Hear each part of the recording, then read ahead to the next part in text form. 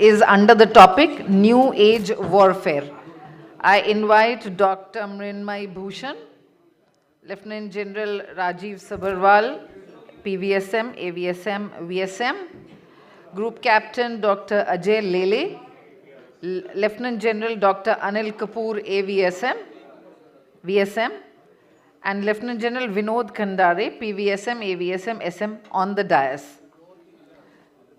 We take this opportunity to formally release the book also named The Silent Weapons, Deadly Secrets, Unveiling the Bioweapon Arms in the presence of our esteemed panel.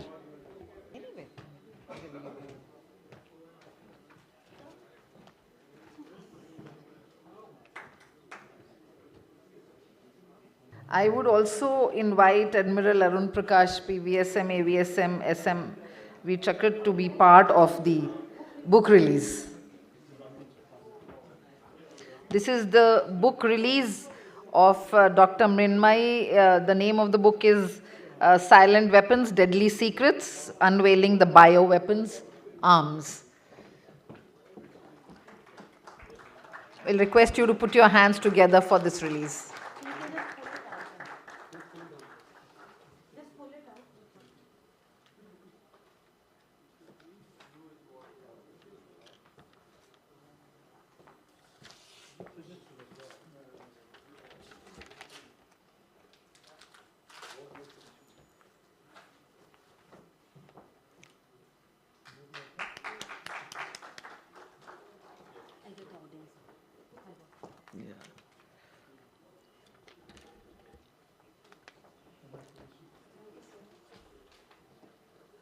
Thank you so much.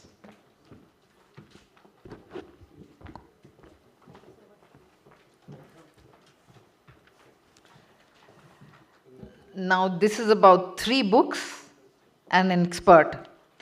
From bioweapons to disruptive and quantum technologies, this panel will delve into the cutting-edge advancements that are reshaping future weapons. Dr. Mrinmay Bhushan will delve into the hidden world of bioweapons. Lieutenant General Rajiv Sabharwal has written a book named Disrupt or Get Disrupted, Exploitation of Disruptive Technologies. Group Captain Dr. Ajay Lele has authored the book Quantum Technologies and Military Strategy. Lieutenant General Dr. Anil Kapoor has led digital transformation and net-centric programs for the Army. And Lieutenant General Khandare is presently Principal Advisor at MOD, has served as DG Defense Intelligence Agencies, who will moderate. Over to you, General Khandare. Good afternoon, ladies and gentlemen. Let's start this session. We are behind schedule. So what we'll do while Mrinmay, your slides are being loaded, I'll ask General Rajiv Sabharwal to actually give out in about 10 minutes the essence of his book, very relevant. And when we talk of new warfare, actually it is the current warfare and moving into the future realm also. So Rajiv, what made you write this book? What made you give this heading? Quite relevant, I would say, but just for our knowledge, about 10 minutes of your thoughts. Thank you, sir. And first of all, let me thank USI for having invited me here. Now, in the course of last, say, 10 to 15 years, disruptive technology has become a very, very cliched kind of a word, if I may say. Let me not, today, this time, I'm speaking at a Military Heritage Festival, so let me go back to a little bit on the history part of it. If we start from Industrial Revolution onwards and do not go behind that, and take the relationship between technology and warfare, you will find that technology was driven primarily through the needs of warfare. Let's just take World War I, World War II. If you see the radio sets, you see microwave, you see radars, you see U-boats, submarines, you see nuclear bomb, whatever. Technology was primarily driven by warfare. And this continued till the time the industrial age structures, etc., continued, say, till about late 80s or end of Cold War or something like that. And then there is something which took place, what we call information age or information age warfare, which is now moved on to digital age, cognitive age, AI age, etc., etc. And there we find suddenly that warfare was getting driven by technology. You take any new warfare concept of this age, whether it was network-centric warfare, information warfare, cyber warfare, cognitive warfare, whatever you take of this warfare, you will find it was primarily driven by technology. The thread between all these warfares was technology. Today, since morning, I have been seeing lots of veterans are here, and there are very few serving officers and people over here. When we got commissioned, and by the time we retired, most of us, at least the veterans, saw only one technology. If we saw ANPRC 25, most of us from our commissioning to retirement saw ANPRC 25. If we saw SLR, from our commissioning to retirement, we saw SLR. But just look back in last, say, 15 to 20 years, what has happened. From 2010 till 2024, iPhone has changed 16 times. Today, my wife just bought iPhone 16. And every year you will find iPhones changing. You find AD, you find artillery, you find Air Force, you find Navy. I mean, the change of technologies has become so rapid.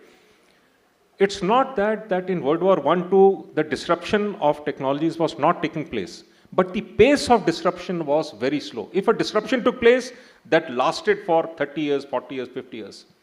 The nuclear disruption continued in the complete Cold War era. The deterrence of the nuclear kind of thing, that is kind of disruption it took. But today, if we say some new weapon has come or some new technology has come, that gets disrupted within no time. It gets disrupted within, I would say, anything from 5 months to 5 years to 2 years, something like that. So what has happened, these disruptive technologies are available to our conventional forces. They are also available to our non-conventional forces, or asymmetrically it's available to both the sides, to state actors as well as non-state actors. A non-state actor can exploit disruptive technology and gain asymmetric advantages compared to a conventional state. You take Hamas, you take Hezbollah, you take Israel, you take Houthi rebels, you take anyone, ISIS or anyone. Anyone can exploit disruptive technology today and asymmetrically gain whatever it is. Then I saw that whatever has reason in the last 3-4 years, what has happened in the Indo-China borders, we saw skirmishes taking place in Galwan, Doklam, etc. And there is a huge technological threshold difference between China and us. The only way we can overcome this asymmetry between this thing is if Indian armed forces exploit disruptive technologies and try and bridge this particular gap. That is the fastest way we can bridge this asymmetry between our nations. Otherwise, for manpower-wise or other conventional-wise, we will not be able to, at least in the foreseeable future. Then I also wanted to write a book on everything you wanted to know about disruptive technologies, but didn't know whom to ask, or didn't know where to write, or where to read. So I compiled the entire thing in one single book. Now the book is divided in something like 6 chapters. The opening chapters delve into what is disruptive technologies. I mean, there are hundreds of emerging technologies which are coming out every day. How do you identify what is a disruptive technology, what it is not? Every technology is not disruptive. Most of the technologies are sustaining technologies. Some are revolutionary technologies, but very few are disruptive technologies. How do you recognize them? After having recognized, what do you do about it? How do you get it into the armed forces? So I have dealt with the initial chapters, 1 to 2 chapters deal with this. Then I have taken few technologies, 7 to 8 disruptive technologies, which Indian armed forces can exploit. So you have AI there, you have 5G systems, you have quantum technology, and you have several technologies I have dealt with here. Now, technology is one aspect. The major thing what Indian Armed Forces required is an innovative culture. There has to be an innovative culture within the armed forces to exploit these technologies. Otherwise, technologies will come and go. But if the armed forces have an innovative culture, you will always welcome a new technology. You will know exactly what to do with it. So I have spoken of, in this book, how do you imbibe that innovative culture? How have the rest of the world imbibed this culture? So I have taken examples of US, Russia, China, and Israel, and dealt in detail as to how they have got their act right. Most of you must have been reading about Israel in the last, say, 2-3 months now, if not earlier. And you would have seen that the complete asymmetry between Israel and all its neighbors, friendly neighbors which it has like us, has been bridged only through technology. You saw the examples of pager, you saw the examples of walkie-talkie, and you saw several other examples. This asymmetry, he has been right from 47, 48, since Israel was born, till date, he has bridged this asymmetry purely on disruptive technologies. He always disrupts his adversaries through technology. He launched attacks on Iran, went into their airspace, the complete Iranian space was jammed. How he did it, etc., is all part of disruptive technologies. So having seen that part in the book, then I have dealt, where are we today? Where is the Indian Armed Forces? Where are our industry? Where are our academia? Where are our procurement procedures? Where is DRDO? All that, I've analyzed the complete state. And in the last chapter, I've included all the recommendations, what we should now do. Should we disrupt, or we should be ready to get disrupted? That is my last chapter with all my recommendations. Thank you, Rajiv. Very well said. Mrinmay, will we be ready with the slides, or?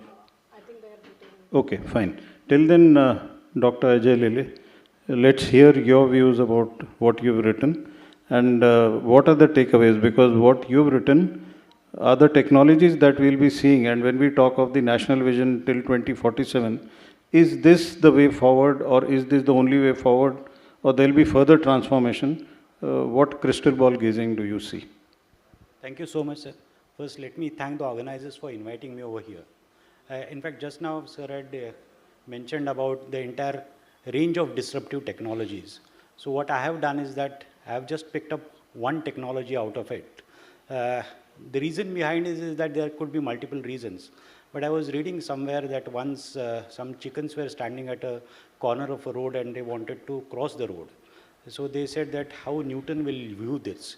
They said that Newton will say that a chicken which is standing steady will remain there and rest of the chicken will cross the road. But how Einstein will view it? They said that Einstein will say that is chicken crossing the road or road is crossing the chicken, because it is a frame of reference which is changing. So when you see the entire gamut of a science and technology, when we are coming to the quantum, there has been a tremendous amount of a confusion. Because before this book, I had done a book on quantum disruptive technologies, where I realized that I need to slightly dig more into the realm of a quantum, because I just can't devote one chapter for it, but there is much, much more to it, and much, much more is happening. Quantum is a very confusing subject per se, because if you see the type of a physics, there's a classical physics and there is a quantum physics. I'm not getting into any sort of a technological jargon over here, not because you will not understand, but because I will confuse myself while I'll speak about it. So I'll keep it simple, that if there is a staircase and there is a ramp. Ramp is a classical physics, staircase is a quantum physics. That's the way one has to look at it. Why quantum has become important? Because you all know that your digital infrastructure basically is a game of zeros and ones. So it is not difficult to actually filter it out and get into the domain of a cyber attacks and cyber warfare. So you need a technology which will be beyond these things, where that sort of a filtration will not be possible. You can undertake, you can ensure that cyber attacks are not of relevance, because you got a new technology which will actually be a hack-proof technology. So under those circumstances, all over the world, much of a research is happening. And I looked at my book at 3 to 4 levels. One level where I classically looked at what is happening in the domain of a technology per se. That means when you talk of a quantum, the offshoots are quantum computing, quantum cryptography, quantum communication. Now people are talking of quantum internet also. So I have chapters which are basically looking at these issues slightly from a technical perspective. Then subsequently, I'd tried to look at how the entire global landscape is there as far as investments into these technologies are concerned. Because couple of years back, maybe during the period of a Cold War, one can say that all technologies were getting developed into a military domain. Whether it is your computers, whether it was internet, everything was a byproduct of DARPA, and subsequently it came into a civilian domain. But that phase is over. In the era of Industry 4.0, most of the technologies are getting developed into a civilian domain, and subsequently they are getting juxtaposed into the military domain. So I thought that it is important to look at it how countries like US, China, UK, Australia, these are the actually torchbearers of these quantum technologies. They have made a huge amount of investments. So I just had a look at how their structures are there, what sort of policy documents which they have come out. Because trust you me, right now there is much talk about a quantum. But actually from a technology perspective, quantum communication and quantum cryptography are achievable things, but much needs to be done. So from that point of view, I looked at the broader canvas of how all over the world it is happening. Then subsequently, I looked for the military utility. You see, to put it very simplistically, as far as quantum technologies are concerned, it allows you tremendous amount of speed. That means if I am talking of a quantum computing, what my supercomputer of the day may require 1,000 hours can be done in minutes if quantum computer becomes a reality. So as far as armed forces are concerned, right from your modeling and simulation exercise to your actual combat drills, you can have tremendous amount of a speed into the system, and that will help you much more. And the other aspect of a quantum technology is associated with basically the accuracy part of it. So there are issues like quantum navigation and various other aspects which are there. Right now, if you try to juxtapose the quantum into the existing military architectures, I can say that no hardcore quantum technology is been put in place by any of the major powers also. China has got a very interesting program. China has launched a quantum satellite also. Their program needs to be looked at very deeply, one can say, because their investments at one hand are much more than what India is doing, and their achievements in this region are also good. As far as quantum satellites are concerned, they have been smart enough. They found Austria is developing these types of techniques, but they don't have the money, so they just grab that technology. So this is the way the progress of countries like China are happening. So I have looked at various aspects of a quantum technology from a military perspective, right from military radar or quantum radar onwards to quantum communication, cryptography and all that. And in the last chapter, I have taken just a holistic view that where the technology stands today and what should be done for the future. So as sir has rightly pointed out, if you are looking at 2047, I think still we have got around 2 decades in our hand to actually make these technologies workable. And that only will be very befitting as far as armed forces are concerned, because to have a hack-proof communication, to have a hack-proof cryptographic systems, to have a hack-proof internet, you require these technologies. But more than that now, people have already started working on post-quantum technologies also. So this is the way the developments are happening, and my book is taking a very broad overview of all these things. Thank you. Thank you, Ajay. Thank you so much. Subsequently, we'll come to you, and I would like you to, in the next part, you can reply. You know, when the entire country moves towards quantum technology, everything starts from schools. So where are we in terms of schooling? A new education policy, how does it look at that? Because it's a whole of nation approach. It cannot be, because we are from the armed forces doesn't mean that we look at it only. So in your next part, you can explain that.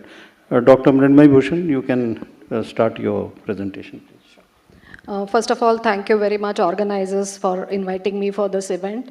And I would like to officially thank General Khandare sir for writing a foreword for my book and being a huge supporter and inspiration for me to work on this domain as such. Before I answer your question of why did I write this book, I think just as a backdrop, let us look at a small presentation video so that it gives the context that is required.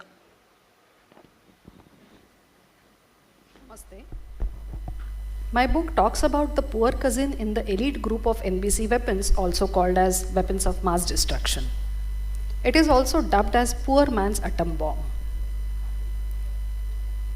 For years, many nations have chosen these less expensive and non-attributable options to degrade adversaries for military, economic, or international political advantage. Historical examples tell us not just the traditional adversaries, but also the so-called friendly nations have been arm twisting other nations. The mere existence of biological weapons convention doesn't guarantee any deterrence, as this disarmament and non-proliferation treaty has such large gaping holes that a train could pass through it. So there is a need for situational awareness of the historical events which have shaped current geopolitics and the futuristic threat landscape. Relevant to today's panel discussion, let us look at the new age weapons first, and then let's go backwards to the history which has shaped today's global geopolitics. Emerging technologies have brought in groundbreaking innovations for the public health. However, their dual-use nature must not be forgotten. This new age Sagar Manthan has also brought in tectonic shifts in this threat landscape, resulting in both halahal and amrut. Let's look at the new age weapons and dual-use research of concern fueling this arms race. Genetic engineering is editing the DNA of a microbe, whereas synthetic biology is constructing a microbial DNA from scratch using a recipe of a DNA sequence. The dark side of this technology has potential to threaten human, animal, plant or crop health, thereby leading to disease outbreaks, threatening food security and economic warfare. Genetically edited biofouling and biocorrosive agent weapons may be deployed for degrading military materials such as degradation of metals of weapon systems, aircrafts, paints, coatings, fuels and runways. These modern disease agents and the inbuilt suicide kits would ensure absence of any attribution.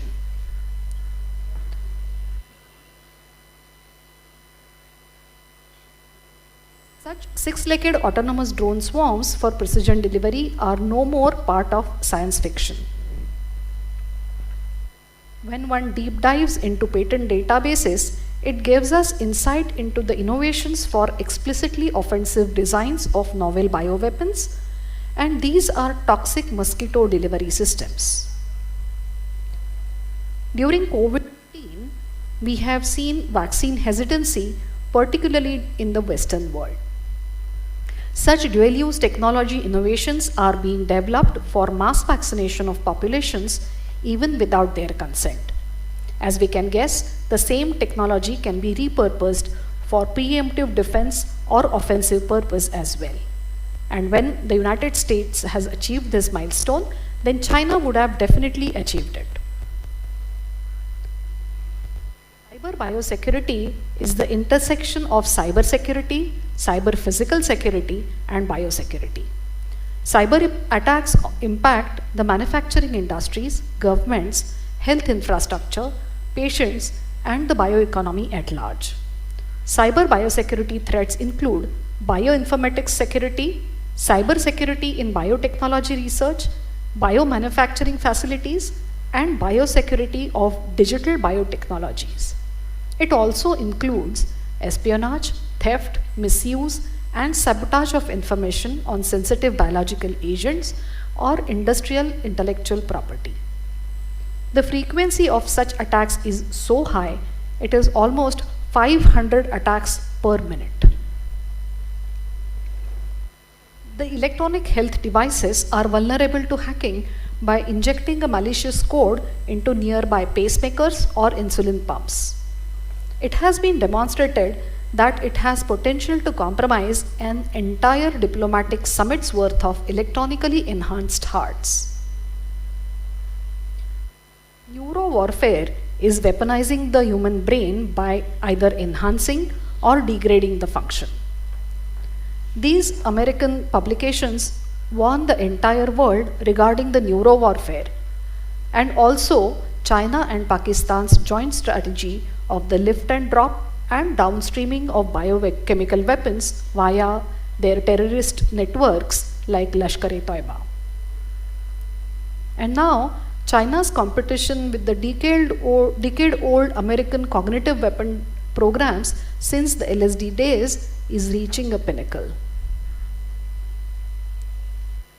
Warfare, known historically as covert non-kinetic warfare, is quietly merging with kinetic warfare strategy by developing the modern Sammohanastras.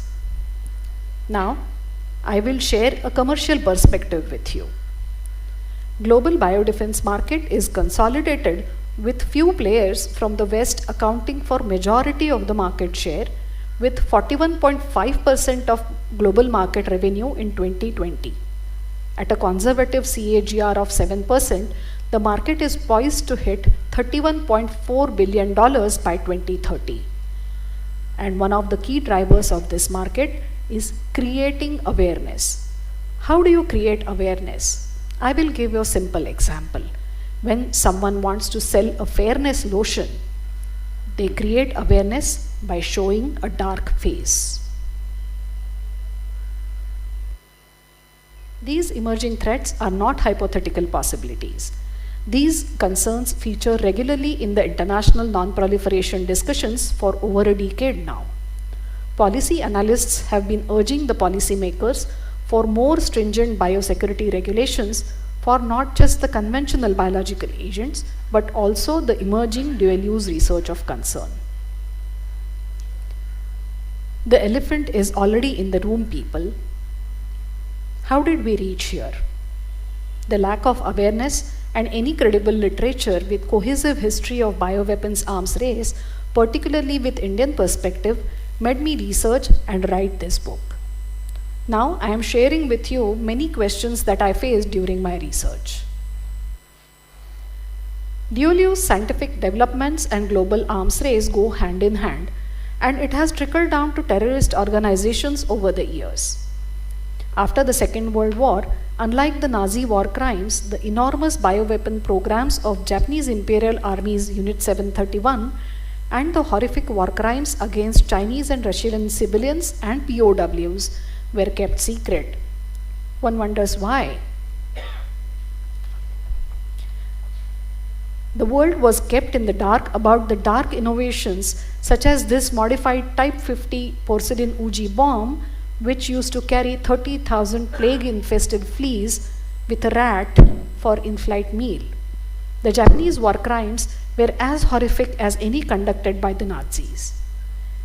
However, the plausible deniability of biological warfare was utilized to the hilt this time. One wonders why there were no Nuremberg-like war crime trials against the Unit 731 apart from a small Soviet Khabarovsk trials. What happened to the Japanese bioweapon designs and the related weapon technology? Did the United States nuke Japanese twin cities due to the fear of a biowar on American soil? What happened to Biopreparat, the Soviet bioweapons program, when Ken Elibek, the individual who headed Biopreparat, defected to the United States during the dissolution of Soviet Union? In spite of International Scientific Commission reports, did Indian political leadership of that time fail to assess the American biowarfare claims during the Korean War, even though India played a big diplomatic role regarding the POWs? Is this historical denial of justice for Chinese citizens fueling today's arms race and the second Cold War 2.0? Now that Bharat is writing new chapters of diplomacy in global South, can we revisit those historical milestones again? And isn't it intriguing that during the same time as the Korean War, the US Army was funding biowarfare experiments on Indian soil? I was amazed to find a 50-year-old particularly interesting set of documents, Parliament Account Commission reports of 1975-76, which led to the first adjournment motion in the Indian Parliament. These PAC reports strongly recommend an interministerial committee led by scientific advisor to Ministry of Defense to address the nation's biosecurity and biodefense agenda. It's been 50 years now. This is where you can find answers to such intriguing questions. Please read the book. Jai Hind. Thank you, Dr. Bhushan. So what I want to, basically, I will go to General Anil. He's been a driver of technology incorporation into the armed forces. But before I go to him, I want to leave a question with all three of you. What is the way forward for all of us? What is the action plan that you would suggest for us, whether it is in the armed forces or beyond the armed forces? So while you decide on that, I'll request General Anil about 5 to 8 minutes, whatever you decide.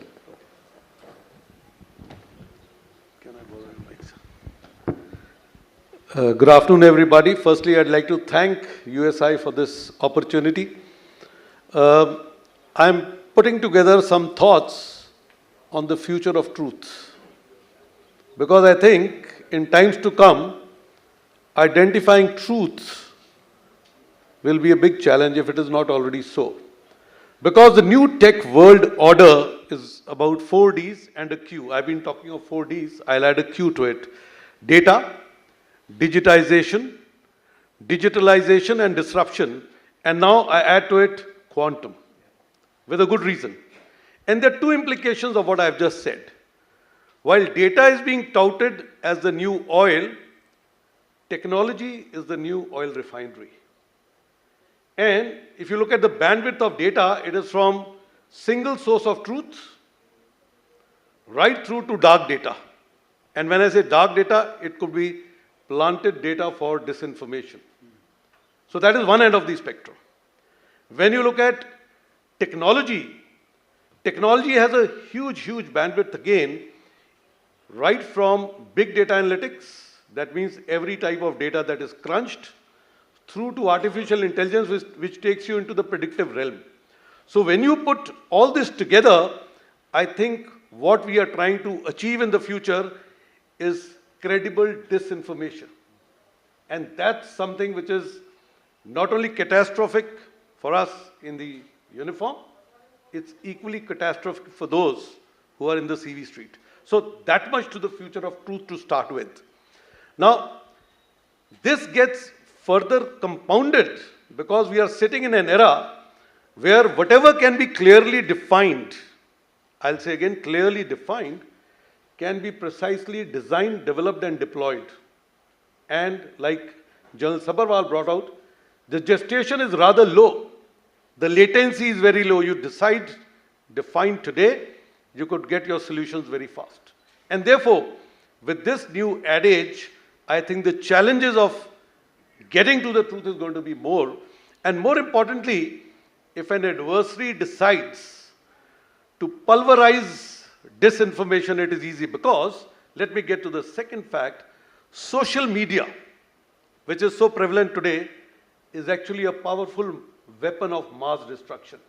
Gone are the days of CBRN. Let's look at social media. CBRN is a fairly regulated area. It's on everybody's lookup display. There is ethics behind it. But social media, sorry to say, has neither regulation nor ethics. And therefore, this weapon of mass destruction actually becomes a catalyst to disinformation campaigns. And for all of us, in times to come, you could actually give the commander the kind of GIGO, garbage in, garbage out, to take all wrong decisions at the right time for wrong outcomes and create a very catastrophic IFF, identify friend and foe, at the wrong time. So therefore, I think if this is the new reality of future of truth, we need to get prepared for it and get prepared for it in a yesterday mode. And therefore, I would recommend 4 pillars on which we could work to maybe manage the future. The first is the quantum ICT convergence. That means we have to quantumize what Dr. Lele brought out. Quantum is a compulsion today. And why do I say so? The reason is, while you and me speak at the speed of the thought which gets generated, which may be very fast, but the speed at which I can deliver it to you, and therefore that's a very finite timeline. The future is about machine-to-machine conversation, M2M, which is speed of light. And the quantum of data, I mean, a very simple data today, if I were to just take an example of ADAS, which is there in the vehicles, you're looking at 10 lakh pieces of data being transferred every minute. And such data can get transferred only if you have 6G, quantum, and AI thrown in the same convergence.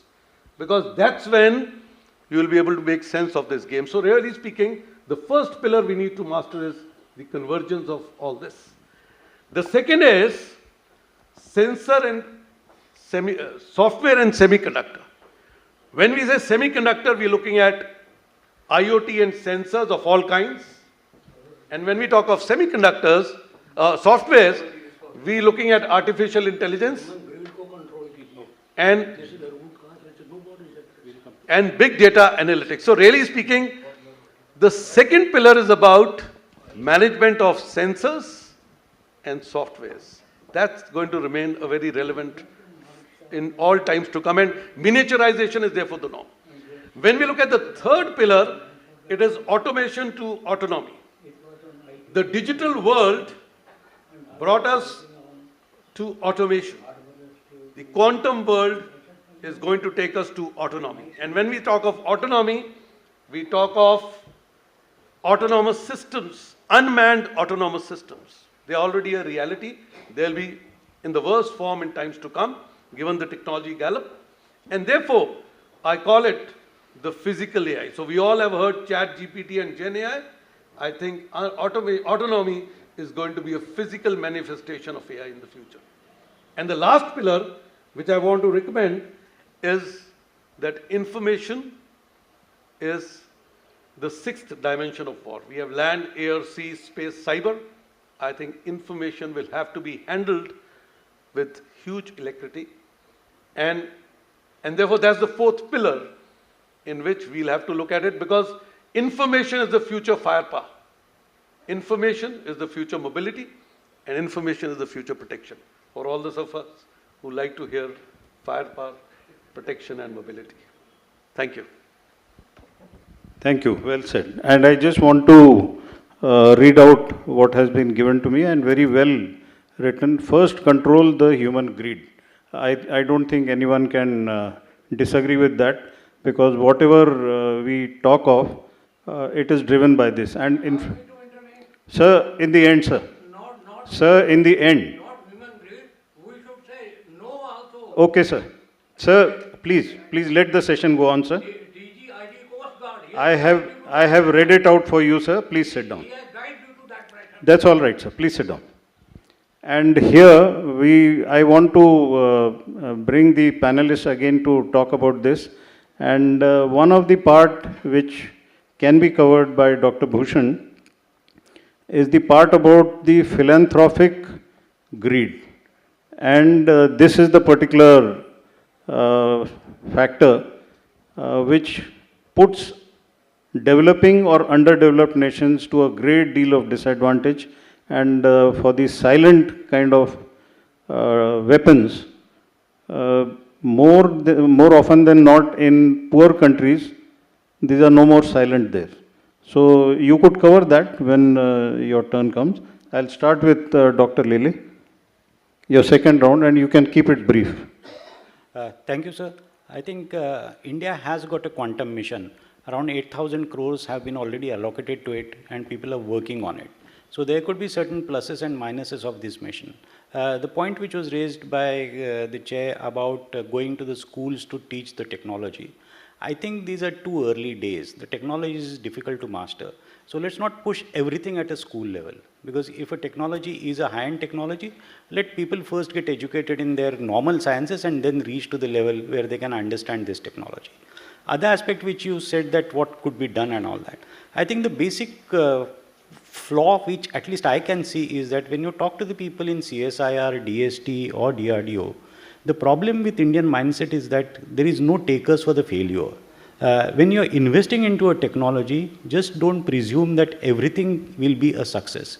So I think right now, right from the government policies onwards to the policies of the smaller laboratories also, there is very less appetite for the failures. I think until and unless we don't get out of that sort of a system, we will not grow, because we learn more from the failures, and that needs to be accepted. So when the projects are given, one should understand that just because money is given, you need not necessarily look for a success always. Is it possible to look at the syllabus of other countries which are racing ahead, whether it is Israel or China? What do they have at school level or college level? Sir, at college level, quantum science has been taught for many years, and in India also quantum science has been taught. Now the question is not knowing the science per se, mastering the technology. And that's why I'm saying that will only happen into the major laboratories where people reach to a particular level of expertise. Then only they can handle it. And that again, there a problem comes up is that if a project is given and if the scientific community gets a failure, they're generally not been accepted. Thank you. General Sabharwal, your thoughts briefly on way forward, and possibly you can also comment on the Atmanirbharta part in this. Okay, I'll take off from my first part of the briefing when I was giving. And I was saying that disruptive technologies are changing extremely fast, and there is no way the armed forces should run after technology. I have been saying this for a number of years now, that we should not run after technology. Whatever is the technology of the day, we need to exploit it, and exploit it towards an operational end. Before 2006, there was nothing called cyber domain. We only had information domain by then. But by 2006, cyber became the most sexy thing going around, and we had cyber domain. Now we have EMSO, electromagnetic spectrum operation, we have cognitive domains. So every day you will get a new domain, not only warfare, but you will get different domains of warfare. These days we talk of multi-domain operations, and the moment our joint structures are complete, we'll be fighting something called MDO, where the physical and the virtual domains will be fighting together. This is all a function of technology. Today we find 3 virtual domains, tomorrow we'll find 3 more. Therefore, what needs to be imbibed for the future is the innovative culture. If it is the organization culture within the armed forces should be such that whatever is the technology of the day is imbibed, understood, recognized, and exploited towards an operational end state. We should be working towards that. In this pecking order, I find Navy has done pretty well, then Air Force, and somehow the Army is lagging behind in this particular thing.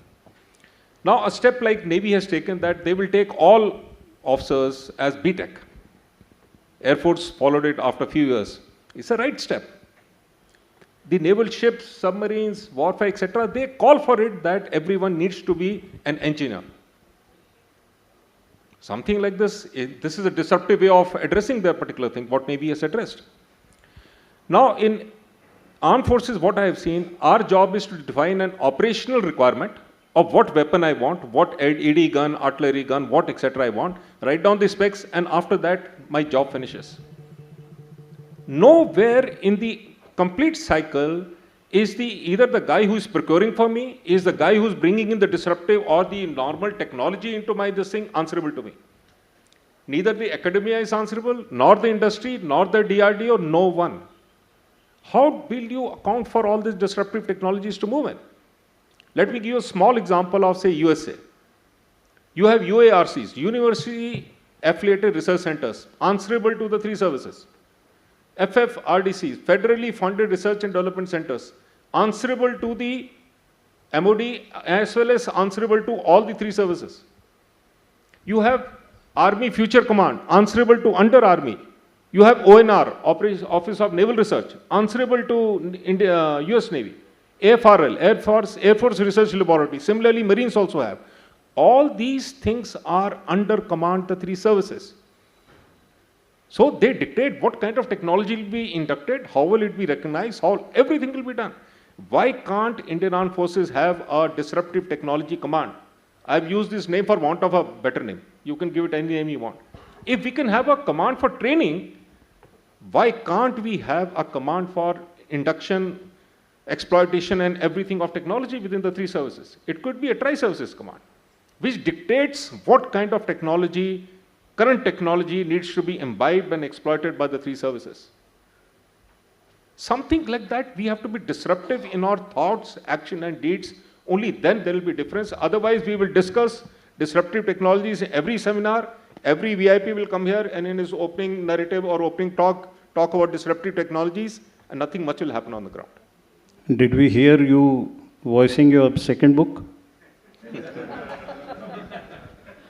Okay, Dr. Bhushan. Yeah. First of all, I would like to respectfully beg to differ to Yes, what I knew it was coming. So when we talk about CBRN, we look at it only from the nuclear point of view. I would strongly recommend all the policymakers to separate the CB and RN to look at it as far as preparedness is concerned. Otherwise, it happens that it's a poor cousin of that elite group. It never is getting that kind of attention which it demands. And as it is, we are at least 50 years behind the schedule as far as preparedness is concerned. So I would strongly suggest and recommend and request and beg that please give due attention that is required for this threat landscape. And don't treat it as a poor cousin. I hope the decision makers will look at it with that due respect that it demands. And as far as preparedness is concerned, one fact that we have to understand to begin with is public health and biodefense cannot be separated. They are completely intertwined between the two, and you have to be looking at public health as the first line of defense and not separate it from biodefense. Because otherwise, as Sir mentioned about the philanthropicapitalism, philanthropy happens big way in public health, but is it a sleeper cell of I don't know, ... So we need to look at that. We need to look at that very seriously as it was recommended by the PSC Commission reports 50 years ago. It was a scathing criticism of functioning of our defenses. And not just Ministry of Defense, but all the departments which are part and parcel of this stakeholder landscape. If you go through those reports, they are completely eye-opening. You won't be able to sleep at night once you read those reports because they are 50-year-old, right? So when we look at biopreparedness, we again need three pillars of preparedness: legislation, surveillance, and execution. When I say execution, then capacity building is very, very overdue. And for this, we need a comprehensive preparedness plan in place. Unfortunately, there is no quantum mission for this. There is no cybersecurity agency for this. There is not a single body who looks at biopreparedness. When I say biopreparedness, it's biochemical preparedness, because again, with all the convergent technologies, the two fields are already merged. You cannot separate. And when we look at neuro warfare, it is not upcoming. It's there. It's already present. It's for us to look at it and be prepared for that. So I sincerely request all the decision makers and policy makers to look at this threat landscape very, very seriously. It's not yesterday kind of urgency, it's 50-year-old urgency. Thank you. You've been interacting with the armed forces. Yes, sir. What more do you recommend? I recommend a first interministerial platform to start with, so that we have interdisciplinary cross-fertilization of ideas, because the scientific and medical domain, they are not aware of the security requirements. Similarly, for the security requirements, security agencies need to look at the scientific developments that are happening. Otherwise, we'll keep on discounting the threats. So we need to look at the threat landscape first, map it properly, look at all the stakeholders. Who are stakeholders? Starting from the students, though they were sitting at the back, to CDS. Everybody is a stakeholder here. So because this threat landscape is so broad, it should not happen that we are missing out on the threat and the sheer quantum of that threat. So I really am keen to look at the comprehensive preparedness from the top, driven by the top, rather than doing it from the bottom. The comprehensive preparedness always gets stymied because of lack of resources. Do you see Make in India as a major game changer in this? Absolutely, sir. Our own industry has so many technology platforms which can be utilized for the defense preparedness, even for security preparedness. But unless we reach out to the industry and ask for those solutions, they wouldn't know what is required of armed forces. So we need a platform sort of like IDEX for biopreparedness and biochemical preparedness and Atmanirbharta. Anil, any thoughts? So just to look at the new age warfare, I have three parting shots. First is, if I remember the name correctly, Poonam Pandey created a virtual death. Everybody believed, nobody saw the body, but she saw the reaction of the whole world to a small event that she did. That's the future of truth in times to come.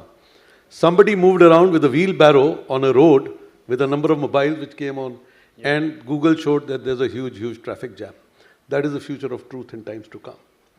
The second is that when we look at autonomous systems, please look at them from outer space to underwater as autonomous sleeper cells which will wake up for kinetic or non-kinetic actions on call.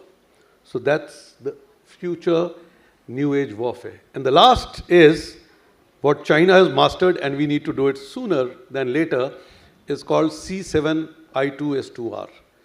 Command, control, communication, computer, which we all know, cybertronics, cognition, and combat.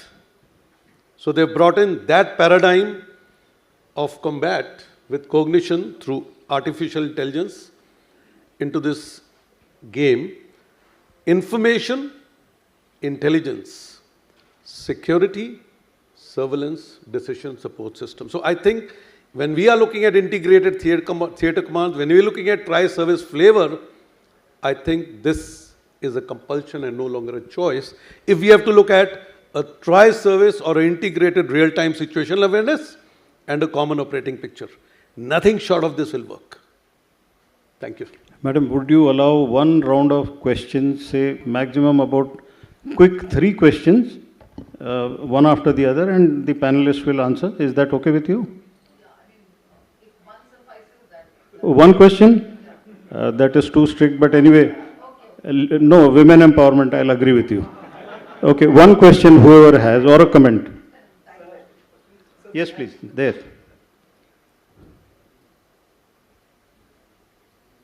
might sound a little skeptical, but let me be very clear. We talk of technological prowess in India.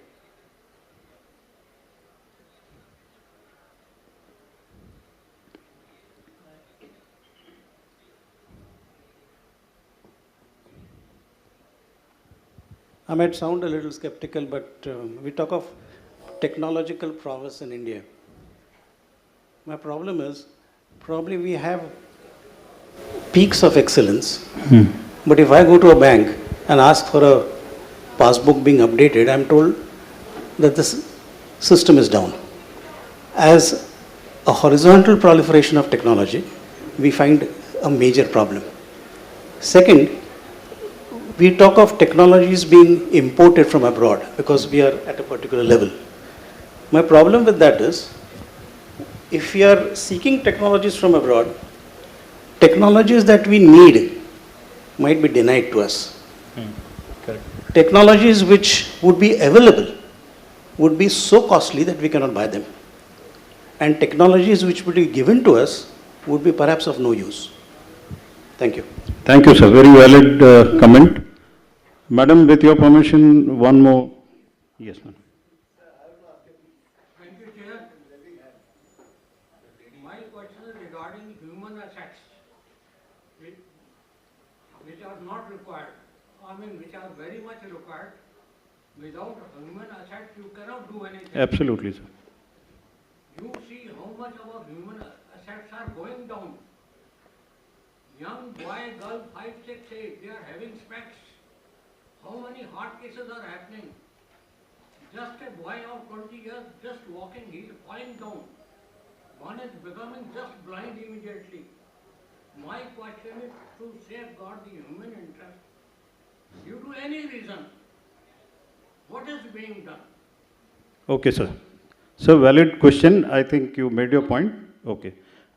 This is the same aspect which we have been stressing, that even if we have a youthful population, if they are not healthy and they are not skilled, both things are not valid anymore. And I will tell you, from the Ministry of Defense point of view, we are pushing for wellness rather than curative thought. Even if you go to any hospital, you will first be told that we bought a machine worth 200 crores. That's not the answer. The answer is, am I looking after the human assets by giving them the best possible diet, exercise, and regime? If I am not doing that, we are not doing what we should be doing, and that is being tackled. I will not be able to tell you more than that. Thank you so much, sir. Give a quality just 5 seconds.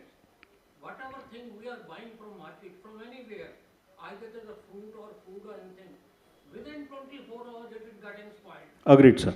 Thank you so much, sir.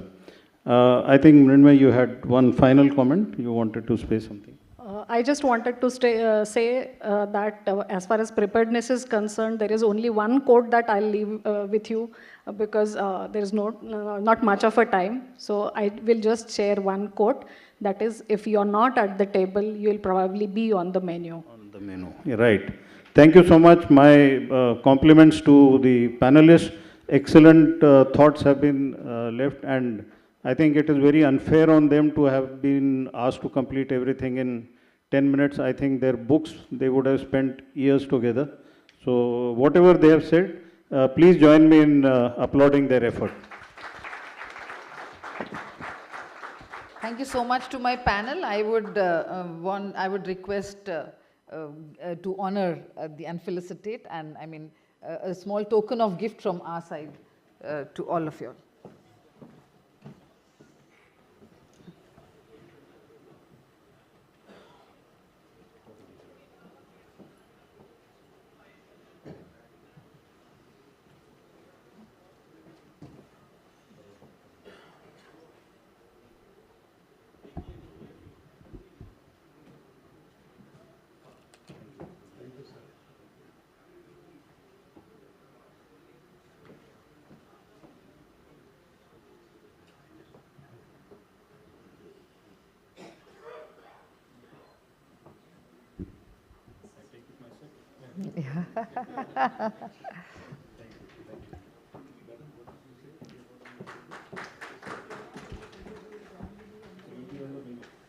Thank you so much once again. Thank you so much.